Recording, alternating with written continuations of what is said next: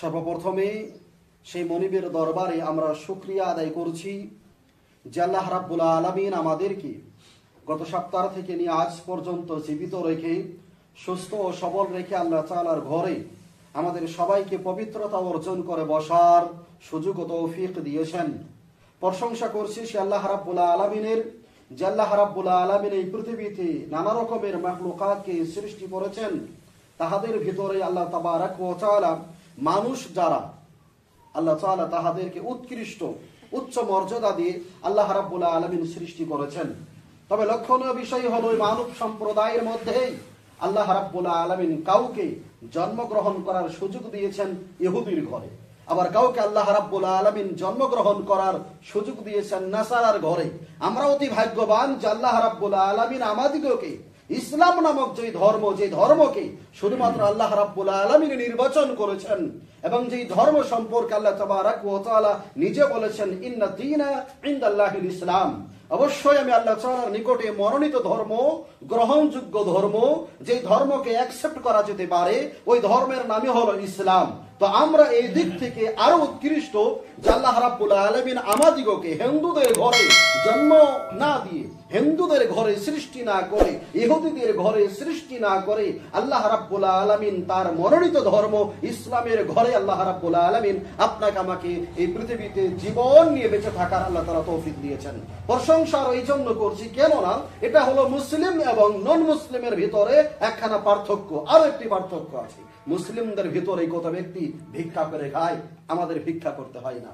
মুসলিমদের ভিতরে কত ব্যক্তি বিকলাঙ্গ হয়ে আছে, আজকে শুক্রবারের দিন নিকটেই বাজার মার্কেটে যদি যাই অনেক ব্যক্তিকে দেখতে পারবো যারা দুজন মিলে, তিনজন মিলে কিংবা একা একা যারা মানুষের সম্মুখে ভিক্ষা করে বেড়াচ্ছে। কেন?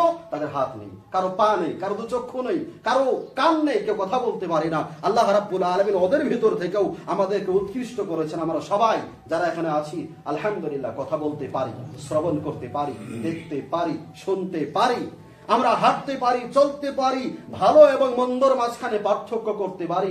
এতগুলো নিয়ামত দিয়ে আল্লাহ তাআলা যে মুসলিম ভাই থেকেই আপনাকে আমাকে উৎকৃষ্ট করলেন, এর জন্য তো আমাদের সবাইকে একটিবার আমাদের প্রভুর শুকরিয়া আদায় করতেই হবে। আসলে আমরা সেই মালিকের শুকরিয়া ও প্রশংসা আদায় করছি যে মালিক আপনাকে আমাকে সুস্থ এবং সবল রেখে ইসলামের উপর অটল থাকার এখন পর্যন্ত তৌফিক দিয়েছেন। আলহামদুলিল্লাহ।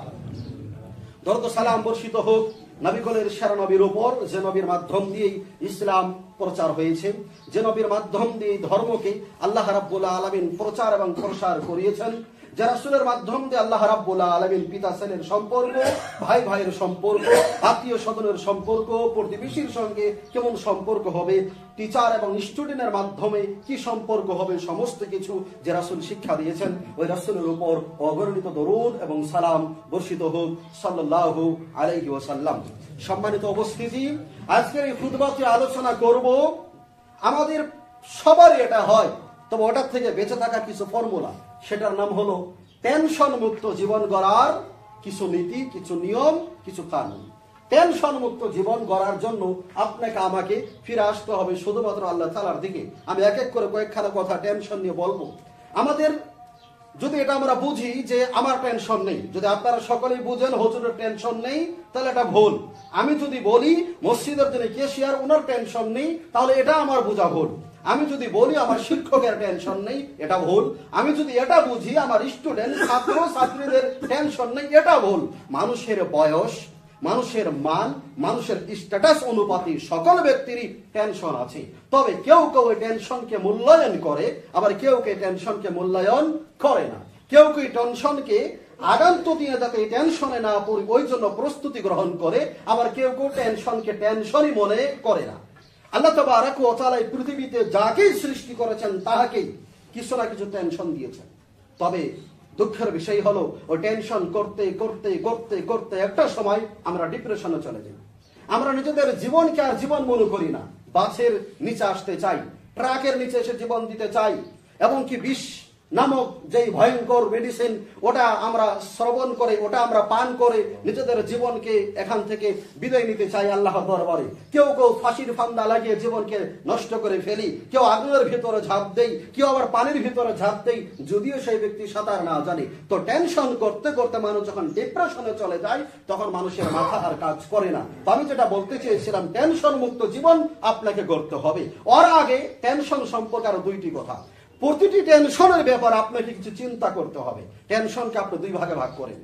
একটা টেনশন হলো যাকে শুধরানোর ক্ষমতা আপনার হাতে আছে, ওটা নিয়ে আপনি চিন্তা করেন। যাকে শুধরানোর ক্ষমতা আপনার হাতে আছে, ওটা নিয়ে আপনি টেনশন করেন, ওটাকে আপনি শুধরিয়ে ফেলেন। আবার কিছু টেনশন আছে যেটাকে আপনি শুধরাতে চাইলেও শুধরাতে পারবেন না। ও টেনশন নিয়ে আপনাকে টেনশন করতেই হবে না, ওটা বোকামি। ও টেনশনকে আপনি ছেড়ে দেন আপনার রবের নিকটে। টেনশন দিয়েছেন রব, রবি ওটাকে পরিবর্তন করবেন। আর কিছু টেনশন, যে সমস্ত টেনশনকে, চিন্তাকে আমি পরিবর্তন করতে পারি, ওটা নিয়ে আপনাকে আমাকে চিন্তা করতে হবে। আজকের দিনটা আমি এমন করে চলেছি, তো এই টেনশন, আগামীকালটা এমন করে চলবো না যাতে টেনশনগুলি আবার নিকটে না আসে। আজকের এই 1 ঘন্টা আমি এমন করে অতিবাহিত করেছি, আগাম তো আমার জীবনের 1 ঘন্টা যদি বেঁচে থাকি, এই ভুলগুলি আর করবো না, এই টেনশন মুক্ত আমি জীবন গড়াতে চাই। তো পৃথিবীর মধ্যে আল্লাহ রাব্বুল আলামিন সবাইকে টেনশন দিয়েছেন দুভাগে। একখানা টেনশন যেটাকে আমি ওই টেনশন থেকে নিজেকে বাঁচিয়ে রাখতে পারি, আর একখানা টেনশন হলো যেটাকে আমি কখনোই ওই টেনশন থেকে নিজেকে সরাতে পারি না, কারণ ওটা দিয়েছেন আল্লাহ। এবং ওই টেনশনকে আল্লাহ রাব্বুল আলামিন শুধু পরিবর্তন করতে পারবেন, অন্যথা আপনি পারবেন না। আপনার যদি টেনশন হয় যখন বৃষ্টি কেন হচ্ছে, আমার টেনশন হলো রোদ হোক, এটা আপনি পরিবর্তন করতে পারবেন না। আপনার যদি টেনশন হয় এখন কেন রোদ হলো, এখন বৃষ্টি হোক, এটা আল্লাহ তাআলার পক্ষ থেকে, আপনি ওটাকে পরিবর্তন করতে পারবেন না। আপনি যে টেনশনকে পরিবর্তন করতে পারেন, ওটা নিয়ে আপনাকে চিন্তা করতে হবে, এটাই মুমিনের কাজ। এই পৃথিবীর মধ্যে আল্লাহ রাব্বুল আলামিন সর্বপ্রথম যে ব্যক্তিকে আল্লাহ রাব্বুল আলামিন জান্নাত থেকে বাহির করলেন, যিনি আপনার আমার পিতা হযরত আদম আলাইহিস সালাম, আল্লাহ রাব্বুল আলামিন ওনাকে যেই বড় টেনশন দিয়েছিলেন, ওর থেকে বড় টেনশন পৃথিবীর আর কাউকে আল্লাহ তাআলা দেননি।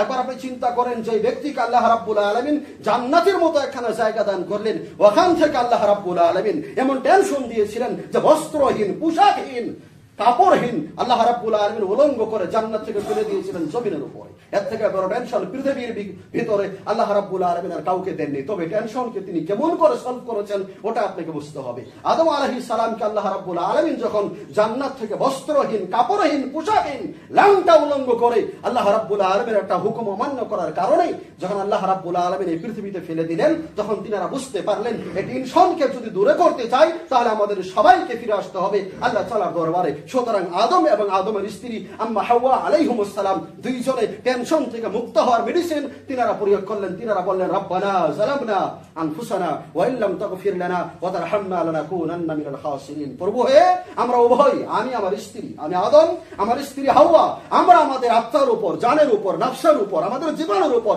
অন্যায় করেছি, অত্যাচার করেছি। হে প্রভু, আপনি যদি আমাদের উপর দয়া না করেন, আপনি যদি আমাদের উপর রহম না করেন, মায়া না করেন, আপনি যদি আমাদেরকে ক্ষমা না করেন, তাহলে আমরা অবশ্যই পথভ্রষ্ট হয়ে যাব। আল্লাহ রাব্বুল আলামিন এই দোয়াকে অ্যাকসেপ্ট করলেন এবং তিনাদেরকে আল্লাহ রাব্বুল আলামিন টেনশন মুক্ত জীবন দান করলেন। যা আদম এবং হাওয়াকে আল্লাহ রাব্বুল আলামিন এই পৃথিবীর মধ্যে মানুষ আবাদ করার মেশিন হিসাবে আল্লাহ রাব্বুল আলামিন পৃথিবীতে জীবন দান করলেন। টেনশন কার নেই? টেনশন পৃথিবীতে সবারই আছে। যার যত টাকা তার টেনশন তত বেশি, যার যত দায়িত্ব তার টেনশন তত বেশি, যে যত মসজিদের সেক্রেটারি তার তত টেনশন বেশি, যে যত স্কুলের টিচার তার অত টেনশন বেশি। এখানে এমন করে ডিউটি, ওখানে এমন করে ডিউটি, এখানে এক্সাম এমন করে চালাতে হবে, ওখানে পেপার এমন করে আনতে হবে। যার যত দায়িত্ব তার টেনশন তত বেশি, যার দায়িত্ব যত কম তার টেনশন তত কম। আদম আলাইহিস সালামের দায়িত্ব ছিল এই পৃথিবীর ভিতরে মানুষকে আবাদ করা। এর জন্য আল্লাহ রাব্বুল আলামিন সবথেকে বড় টেনশন দিয়ে আদম আলাইহিস সালামকে পৃথিবীতে বাড়িয়েছিলেন। তো টেনশন থেকে তিনি মুক্ত হয়েছেন জীবনের কিছু করে নয়, টাকা পয়সা দিয়ে নয়, অট্টালিকা দিয়ে নয়, শুধুমাত্র আল্লাহ তাআলার দিকে ফিরে এসে। আমি যেটা আপনাকে বোঝাতে চাইছি, টেনশন যতই আসুক, যদি আমরা আমাদের প্রভুর দিকে ফিরে আসি, একটা সময় আসবে আল্লাহ রাব্বুল আলামিন টেনশন থেকে আপনাকে আমাকে চিন্তা থেকে বাঁচিয়ে চিন্তাহীন জীবন, সুখের জীবন আল্লাহ রাব্বুল আলামিন দান করতে পারেন, যেমন আদম আলাইহিস সালামকে আল্লাহ তাবারাক ওয়া তাআলা দান করেছিলেন। নবীকুলের মধ্যেই আরেকজন নবী হযরত ইউনূস আলাইহিস সালাম। কে এই কাহিনী শুনি নাই? ইউনূস আলাইহিস সালামকে যখন ওই সাগরের ভিতরে নিক্ষেপ করা হলো, সাগরের গভীরের নিচে যেখানে কোনো স্যাটেলাইট নেই, যেখানে কোনো নেটওয়ার্ক নেই, যেখানে মানুষ দেখতে পায় না, শুনতে পায় না, যেতেও পারে না, ওখান থেকে যখন তিনাকে একটা মাস গ্রাস করেছিল, ওই সময় তিনি বুঝতে পারলেন যে এই টেনশন থেকে মুক্ত হতে চাইলে আমাকে আমার প্রভুর দরবারে, আমাকে আমার আল্লাহর দরবারে কাকুতি করতে হবে, মিনতি করতে হবে, আবেদন জানাতে হবে, অ্যাপিল করতে হবে। ওই সময় ইউনুস আলাইহিস সালামও মাছের পেটের থেকে আল্লাহ রাব্বুল আলামিনকে স্মরণ করে বলেছিলেন, লা ইলাহা ইল্লা আনতা সুবহানাকা ইন্নী কুনতু মিনাজ জালিমিন। হে প্রভু, নাই কোনো মাবুদ, নাই কোনো উপাস্য করার মালিক, ইল্লা আনতা, শুধুমাত্র আপনি। আপনি হলেন পাক, সুবহানাকা, আপনি পাক এবং পবিত্র। ইন্নী কুনতু মিনাজ জালিমিন, আমি তো জুলুমকারীদের মধ্যে, অত্যাচারীদের মধ্যে আমার নামকে লিপিবদ্ধ করেছি। হে প্রভু, আপনি আমাকে ক্ষমা করেন। আল্লাহ রাব্বুল আলামিন ওই সাগরের মাঝখানের ভিতরেই, ওই মাছের পেটের ভিতরে আল্লাহ রাব্বুল আলামিন এমন ব্যথা শুরু করে দিলেন যে মাছ বমি করার জন্য বাধ্য হলো। ইউনুস আলাইহিস সালামকে ওই মাছ সাগরের কোনারে বমির মাধ্যম দিয়ে ইউনুস আলাইহিস সালামকে মাছের পেটের যে টেনশন, ওটা থেকে আল্লাহ রাব্বুল আলামিন মুক্ত করলেন। উক্ত আয়াত আপনাকে আমাকে বোঝায়, টেনশন যখনই নবীদের হয়েছে, আল্লাহ রাব্বুল আলামিনের দিকে যখন তিনারা ফিরেছেন, আল্লাহ রাব্বুল আলামিন তখন তিনাদেরকে টেনশন মুক্ত জীবন দান করেছেন। আরেকজন নবীর কথা আপনাকে না বললেই নয়, যিনি হলেন ইব্রাহিম আলাইহিস সালাম। হজের বিষয় যদি আপনি পড়েন বা স্টাডি করেন, যারা হজ করেছেন, যে সমস্ত কাজ করেন, সাফা মারওয়াতে সাই, যেটা দৌড়, তাওয়াফ, শয়তান ঢালানো, কুরবানি করা, নাহার করা, যত কিছু হজের রুকন আরকান আছে, সমস্ত কিছুই কি আল্লাহ রাব্বুল আলামিন দিয়েছেন ইব্রাহিম আলাইহিস সালাম থেকে। ওনার মতো একজন নবীকেও যখন অগ্নির ভিতরে নিক্ষেপ করা হয়েছিল, এর থেকে বড় টেনশন আর নেই। আপনার টাকা গিয়েছে, টাকা বড় না জান বড়? আমরা সবাই বুঝি টাকা জীবনে বেঁচে থাকলে ইনকাম করা যেতে পারে, জীবন যদি একবার চলে যায় ওটাকে ফিরিয়ে আনার আর কোনো উপায় নেই। ইব্রাহিম আলাইহিস সালামকে যখন একখানা গর্তের ভিতরে অগ্নি জ্বালিয়ে তিনাকে যখন আগুনের ভিতরে নিক্ষেপ করা হলো, তিনিও তিনার প্রভুর উপর আস্থা এবং বিশ্বাস রাখার কারণে আল্লাহ রাব্বুল আলামিন অগ্নিকে ডাক দিয়ে বলেছিলেন, ইয়া নারু কুনি বারদান ওয়া সালামা আলা ইব্রাহিম। হে অগ্নি, হে আগুন শোনো, কুনি, তুমি হয়ে যাও বারদান ওয়া সালামা, ঠান্ডা এবং শান্তিময়, আলা ইব্রাহিম, আমার রাসূল ইব্রাহিমের উপর। আল্লাহ রাব্বুল আলামিন আগুনকে ডাক দিয়ে ইব্রাহিম আলাইহিস সালামকে আগুনের জীবন থেকে, এই টেনশন থেকে মুক্ত করিয়ে আল্লাহ রাব্বুল আলামিন তিনাকে ফ্রিডম দিয়েছিলেন, স্বাধীনতার জীবন আল্লাহ রাব্বুল আলামিন তিনাকে দান করেছিলেন। ওই নবীদের মধ্যেই হযরতে মূসা আলাইহিস সালাম, যখন তিনিও টেনশনে পড়েছিলেন, তিনি তিনার সঙ্গীদেরকে নিয়ে যখন পেরিয়ে যাবেন ওই ফিরাউনের অত্যাচার থেকে, পিছনে তাকিয়ে দেখছেন ফিরাউনের সৈন্য, পিছনে তাকিয়ে দেখছেন ফিরাউন সহ তার সৈন্য বাহিনীরা তাদেরকে হত্যা করার জন্য পিছনে লেগেছে। মূসা আলাইহিস সালাম সৈন্যদেরকে নিয়ে, তিনার সাথী সঙ্গীদেরকে নিয়ে, মুসলিম মুমিনদেরকে নিয়ে যখন বাহরে কুলজুম, যাকে আমরা নীল দরিয়া বলি, ওই বাহরে কুলজুমের নিকটে যখন আসলেন, উপায়হীন, আর কোনো উপায় নেই। পার হবে কেমন করে? সম্মুখে নদী সাগর, পিছনে হলো ফিরাউনের দল, পিছনে যাওয়ার কোনো সুযোগ নাই, সম্মুখে যাওয়ার কোনো সুযোগ নাই, উত্তর দক্ষিণে যাওয়ার কোনো সুযোগ নাই, পালাবে তো কোথায় পালাবে? আল্লাহ রাব্বুল আলামিনের নিকটে যখন তিনারা কাকুতি মিনতি করলেন, আল্লাহ রাব্বুল আলামিন মূসা আলাইহিস সালামকে বললেন, হে মূসা, তোমার হাতের ভিতরে একখানা লাঠি আছে, ওটাকে সাগরের ভিতরে মেরে দাও, আমি আল্লাহ রাব্বুল আলামিন তোমাকে সাহায্য করব। মূসা আলাইহিস সালাম যখন ওই লাঠিখানাকে সাগরের ভিতরে মারলেন, পৃথিবীর ভিতরে একেবারে হিস্টোরির ভিতরে এই কথাকে এত সত্যভাবে লেখা হয়েছে, যেটাকে পবিত্র কোরআন কপি করেছে, যে আল্লাহ রাব্বুল আলামিনের নির্দেশ মর্মে মূসা আলাইহিস সালাম যখন লাঠির মাথাকে ওই পানির ভিতরে মারলেন, আল্লাহ রাব্বুল আলামিন সাগরের মধ্যে একটা রাস্তা বানিয়ে দিলেন। সুবহানাল্লাহ! এটা পৃথিবীতে আজ পর্যন্ত হয়নি।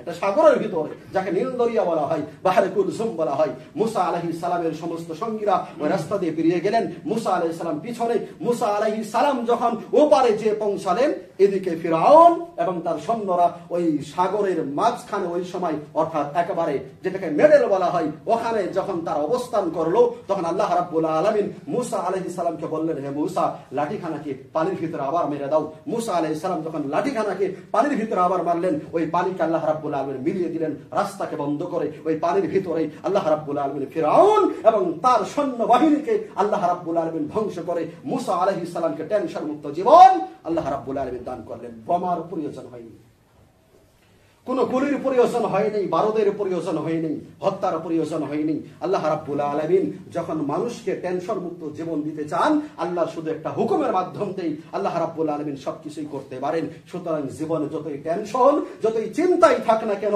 আমরা যদি আমাদের আল্লাহর দিকে ফিরে আসি, আমরা যদি টেনশনের সময় আমার প্রভুকে স্মরণ করি, ও টেনশনের সময় নিজেকে যদি দোষারোপ না করি, ও টেনশনের সময় দিনকে যদি গালি না দেই, ও টেনশনের সময় আমরা যদি আল্লাহকে গালি না দেই, আমরা যদি বলি প্রতিপালক টেনশন দিয়েছেন আপনি, জীবন দিয়েছেন আপনি, আপনি টেনশন থেকে আমাকে মুক্ত করেন। আল্লাহ রাব্বুল আলামিন বলেন উদউনি আস্তাজিব লাকুম, তোমরা আমার নিকটে চাও, আমি আল্লাহ রাব্বুল আলামিন টেনশন মুক্ত জীবন দেওয়ার জন্য আমি প্রতিটি বান্দার জন্য রাজি এবং প্রতিটি বান্দার জন্য রেডি আছে। আল্লাহ রাব্বুল আলামিন বলছেন নাহনু আকরাবু ইলাইহি মিন হাবলিল ওয়ারিদ। এখানে একটা শাহরগ আছে, আপনাকে এখানে চিপে ধরলে আপনি সহজে মরবেন না, যদি আপনার রক্ত চলাচল বন্ধ হয়। গলাতে টিপে ধরলেও আপনি তত তাড়াতাড়ি মরবেন না যত তাড়াতাড়ি এখানে রক্তকে যদি টিপে ধরা হয়, শাহরগ বলা হয়। আল্লাহ রাব্বুল আলামিন বলছেন নাহনু আকরাবু, আমি আল্লাহ রাব্বুল আলামিন ওই রোগের থেকেও বেশি নিকটে একজন বান্দার থাকি। সুতরাং বান্দা যখন বিপদে পড়ে, ওই বিপদের সময় যদি আমি আল্লাহকে একবার ডাকে, ও টেনশনের সময় যদি আমি আল্লাহকে একবার ডাকে, আমি আল্লাহ রাব্বুল আলামিন ওই রোগের থেকেও বেশি নিকটে আমি আল্লাহ তৎকালীন ভাবেই ওই বান্দার জীবন থেকে টেনশনকে চিরতরে বিদায় করতে পারি। সুতরাং টেনশন আসুক, মুসিবত আসুক, বালা আসুক, সর্বদাই আমাদেরকে ফিরে আসতে হবে আল্লাহ তাবারক ওয়া তাআলার দরবারে। এবার আসুন আমাদের যিনি নবী মুহাম্মদ সাল্লাল্লাহু আলাইহি সাল্লাম, ওনার জীবনে টেনশন হয়নি। যাদের ঈমান যত বেশি, আল্লাহ রাব্বুল আলামিন তাদেরকে পরীক্ষা এবং টেনশন দিয়েছেন তত বেশি।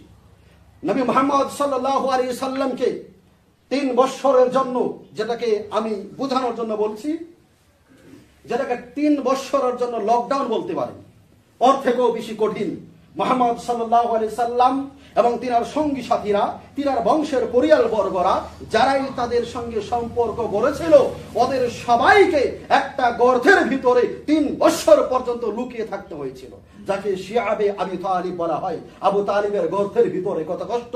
ওই সময় মক্কার বাসীরা, মক্কার কাফির বেঈমানেরা একটা চার্টের ভিতরে কিছু নিয়ম লিখেছিল যে মুহাম্মদ এবং মুহাম্মদ সাল্লাল্লাহু আলাইহি সাল্লামের বংশের সঙ্গে কারো কোনো পরিচয় থাকবে না, তাদের সঙ্গে কোনো বেচাকেনি হবে না, তাদের সঙ্গে তাদের সঙ্গে কোনো সম্পর্ক থাকবে না, তাদেরকে বয়কট করা হলো। তাদেরকে বয়কট 1 দিন 2 দিন নয়, 10 বছরের জন্য বয়কট করা হলো। কোনো খাবার বাহির থেকে ভিতরে দেওয়া হতো না, ভিতর থেকে কোনো খাবার বাহিরে আনা হতো না। সহিহ বুখারীর বর্ণনায় আম্মা আয়েশা রাদিয়াল্লাহু তাআলা আনহা বর্ণনা করছেন যে শিয়াবে আবি তালিবের ভিতরে মুসলমানদের এত কষ্ট হয়েছিল, ক্ষুধার কারণে বাচ্চা পর্যন্ত, মেয়েরা পর্যন্ত গাছের পাতা, গাছের ছাল ছিঁড়ে ছিঁড়ে খেত খিদার কারণে। এমন একটা অবস্থাতে আল্লাহ রাব্বুল আলামিনের এই রাসূলকে মক্কাবাসীরা 3 বছরের জন্য, শুধু নয় 10 বছরের জন্য তারা কারাদণ্ড হিসাবে তাদেরকে শাস্তির ভিতরে সম্মুখীন করেছিল। তবে হলো এমনটা যে 3 বছর যেতে না যেতে আল্লাহ রাব্বুল আলামিন কাবা ঘরের পিছনে একখানা পোকার দলকে আল্লাহ তাআলা হুকুম দিলেন যে চাটকে লাগানো হয়েছে ওটাকে খেয়ে ফেলো। যে পোকাটির নাম ছিল দিমাক, যেটা অতি দ্রুতভাবে কোনো খাবারকে খেয়ে ফেলতে পারে, আমরা ঘুল বলতে পারি। নবী করিম সাল্লাল্লাহু আলাইহি সাল্লামের নামে যে বয়কটনামা লেখা হয়েছিল, ওই বয়কটকে ওই মক্কার মাটির থেকে উঠে পোকাগুলি খেয়ে খেয়ে একটা সময় ওটাকে মাটির ভিতরে ফেলে যখন ওটাকে নিস্তনাবুদ করলো, ওই সময় শিয়াবে আবু তালিব থেকে আল্লাহ রাব্বুল আলামিন নবী মুহাম্মদ সাল্লাল্লাহু আলাইহি সাল্লাম এবং তিনার সঙ্গী সাথীদেরকে আল্লাহ রাব্বুল আলামিন টেনশন মুক্ত জীবন দান করলেন। আমি আপনাকে বোঝাতে চাইছি, টেনশনের সময় যখনই নবী রাসূলগণেরা আল্লাহ তাআলাকে ডেকেছেন, টেনশনের সময় যখনই নবী রাসূলুল্লাহ আল্লাহর দিকে ধাবিত হয়েছেন, আল্লাহ রাব্বুল আলামিন দ্রুতভাবে ওই সকল বান্দা বান্দীদেরকে টেনশন মুক্ত জীবন দান করেছেন। সুতরাং আপনাকে আমাকে টেনশনের সময় ঘাবড়াতেই হবে না, টেনশনের সময় আল্লাহকে ভুলে গেলেও হবে না।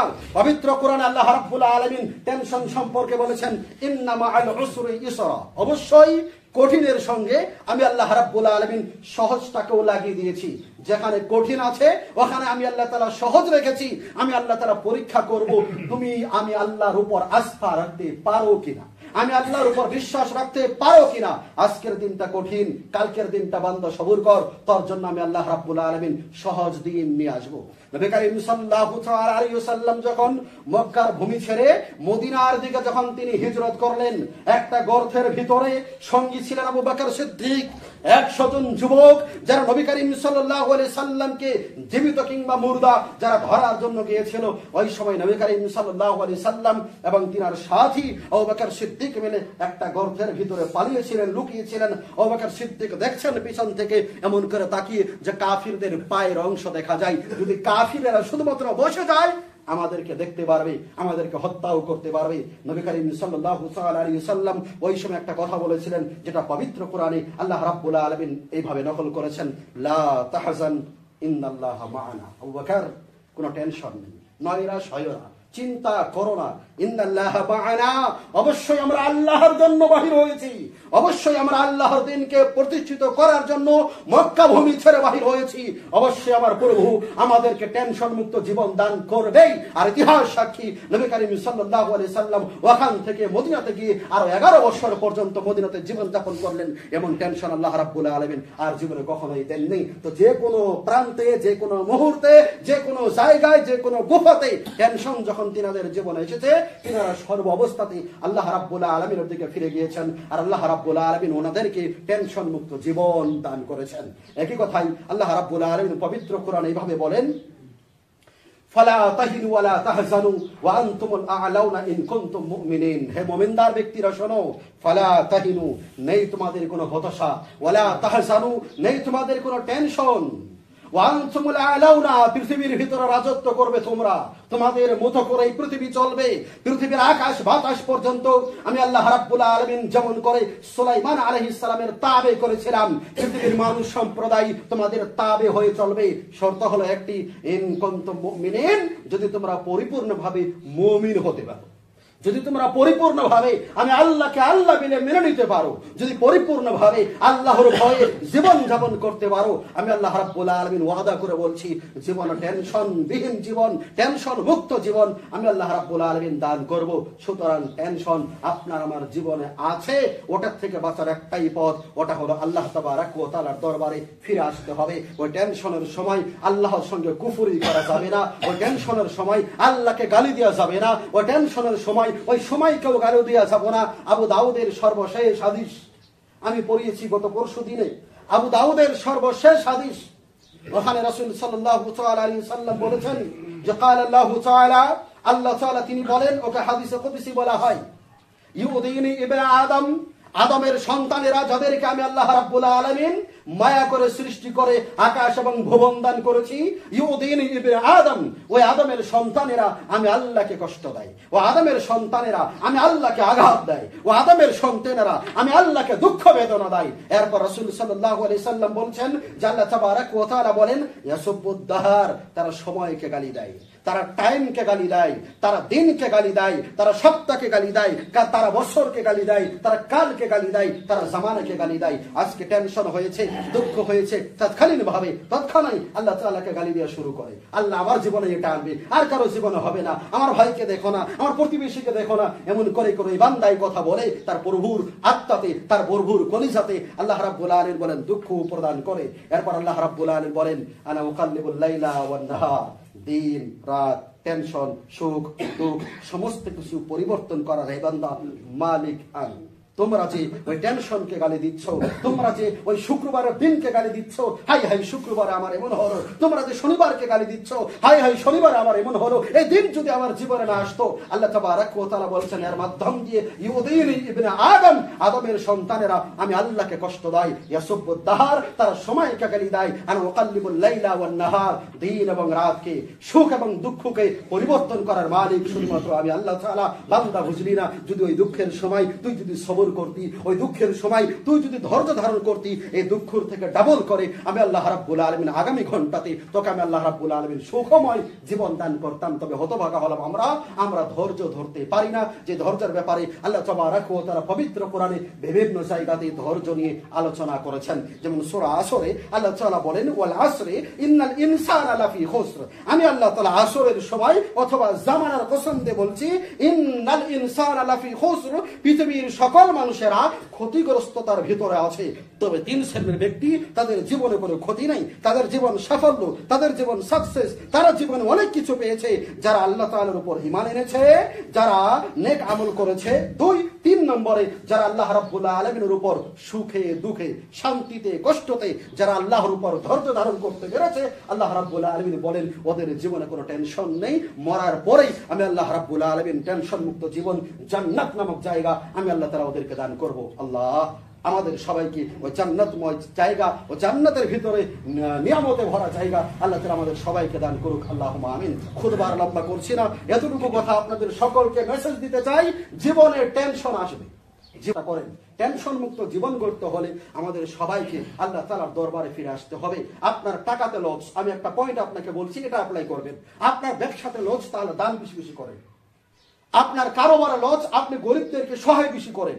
এর মাধ্যম দিয়ে আল্লাহ রাব্বুল আলামিন ওই কারোবারকে তুলে আনবেন।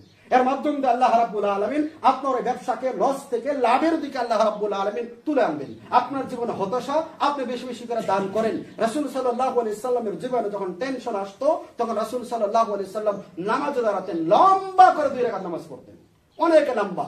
আম্মা আয়েশা রাদিয়াল্লাহু তাআলা বলেন, এত লম্বা নামাজ পড়তেন, আমি আল্লাহ রাসূলের পায়ের দিকে তাকিয়ে দেখতাম পা গুলো ফুলে ফুলে উঠতো লম্বা সময় দাঁড়িয়ে থাকার কারণে। তো যখন টেনশন আপনার বেশি, তখন নামাজে দাঁড়ান, আল্লাহ তাআলার নিকটে ওই নামাজের পর দোয়া করেন, আল্লাহ আপনি তো টেনশন দিয়েছেন, টেনশন মুক্ত জীবন আমাকে দেন। আল্লাহ আমার ব্যবসাতে লস হচ্ছে, আপনি তো ওই লসকে পরিবর্তন করতে পারেন, আপনি আমার লসকে পরিবর্তন করে আমাকে লাভবান করেন। আপনি আমার জীবনের এই রোগকে, এই বালা মুসিবতকে আল্লাহ তাআলা আপনি দূরে করিয়ে দেন। এমন করে করে যদি জীবন চালাতে পারি, তাহলে দেখবেন আগামী দিনটা আপনার আমার জন্য সহজ হবে এবং আল্লাহ রাব্বুল আলামিন আপনাকে আমাকে টেনশন মুক্ত জীবন দান করবেন। সর্বশেষে আল্লাহ তাবারক ওয়া তাআলার নিকটে দোয়া করছি, আল্লাহ তাআলা যাতে আমাদের সবাইকে সুখে দুঃখে বিপদে আপদে সমস্ত অবস্থাতেই আল্লাহ তাআলার দিকে ফিরে আসার আমাদের সবাইকে আল্লাহ তাআলা তৌফিক দান করেন। আল্লাহুম্মা আমিন।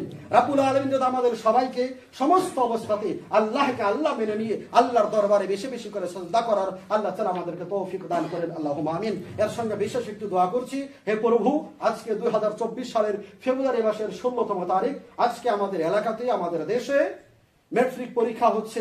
আজকে আমাদের ছোট ছোট ভাই, ছোট ছোট ভাতিজা অথবা ভাগিনা যারা পরীক্ষার্থী, যারা পরীক্ষা দিচ্ছেন, আল্লাহ তাআলা তুমি তাদের মেধাকে বৃদ্ধি করো, তাদের জন্য কোশ্চেন পেপারকে আল্লাহ তাআলা তুমি সহজ করে দিও। আল্লাহুম্মা আমিন। রাব্বুল আলামিন তাদের মেধাকে পরীক্ষার হলে আল্লাহ রাব্বুল আলামিন তুমি সঠিকভাবে কাজ করার তৌফিক দান করিও। আল্লাহুম্মা আমিন। রাব্বুল আলামিন তাদের কলমের ভিতরে আল্লাহ তুমি গায়বী জাদু তাদের ভিতরে এনে দাও, যাতে করে তাদের রেজাল্টের মাধ্যম দিয়ে তাদের বাবা মার কলিজা শীতল হয়, তাদের রেজাল্টের মাধ্যম দিয়ে স্কুল যাতে একটা নাম আনতে পারে, তাদের রেজাল্টের মাধ্যম দিয়ে শিক্ষক যাতে গর্ববোধ করতে পারে, তাদের রেজাল্টের মাধ্যম দিয়ে আমাদের এলাকা, আমাদের সমাজ, আমাদের সোসাইটি আগান্ত দিনে যাতে আল্লাহ রাব্বুল আলামিন উজ্জ্বল হয়। আল্লাহ তাআলা এই তৌফিক তুমি সমস্ত পরীক্ষার্থীকে আল্লাহ তাআলা তুমি দান করি। আল্লাহুম্মা আমিন। ইন্নাল্লাহু ওয়া মালাইকাতাহু ইউসাল্লুনা আলান নবী ইয়া আইয়ুহাল্লাযীনা আমানু সাল্লু আলাইহি ওয়া সাল্লিমু তাসলিমা। আল্লাহুম্মা সাল্লি আলা মুহাম্মাদ।